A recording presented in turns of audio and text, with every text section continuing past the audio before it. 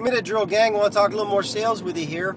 I've talked in the past about creating a sales process. In other words, identifying all the steps in your sales process, one to whatever it is, in such a way, in such detail, that if you hired a new salesperson, you could hand them a sheet of paper with those steps and they could go out and with a little practice they could do it, but at least they know the steps. It's like the rungs to the ladder are already clear to them.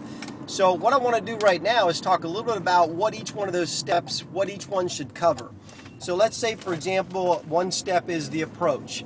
Another step is the needs analysis. Another step is the presentation, and so on and so forth.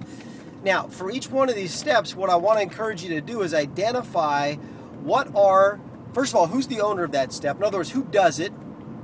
Because sometimes there may be other people involved.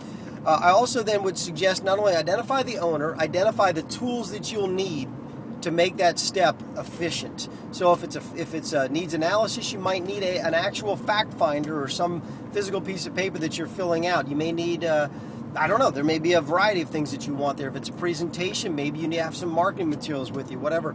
If it's that initial contact, depending upon what you do and how you do it, you might have some kind of a customer profile form that you're filling out. In other words, identify tools. Now, don't overcomplicate this. If yours is the kind of business where you don't need a lot of detail, don't overcomplicate it.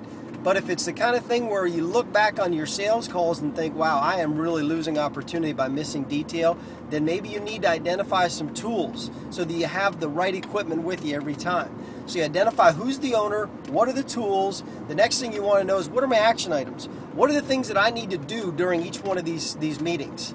What are the things I want to make sure get done, okay? And then the fourth thing you want to do, which sometimes could be an action item, is to identify your objectives, okay? Objectives to me are the kind of things that you want to make sure that when this action is done, you look back and say, the most important thing is I make sure that I didn't miss this. One of my objectives at a physical meeting is to set up that next physical meeting. I talk about it before, call them booking a meeting from a meeting. So you can identify what your objectives. If I'm making a phone call, a first phone call to somebody, my objective on that call, you could say is qualifying, but I probably wouldn't be making the call if it wasn't already qualified. But that could be one objective. And objective two is going to be to schedule a meeting, to schedule an appointment. That would be the ideal objective coming off that call. So understand, in your sales process, you're going to identify in each step of that process who owns it. In other words, who executes. Number two, what are the tools that you need? What equipment needs to be available to make that step run efficiently? Number three, what are the action items? What are the things you're trying to accomplish in that particular step? And number four, what's the ultimate objective of that step? Hope that makes some sense, gang. Let's make it happen.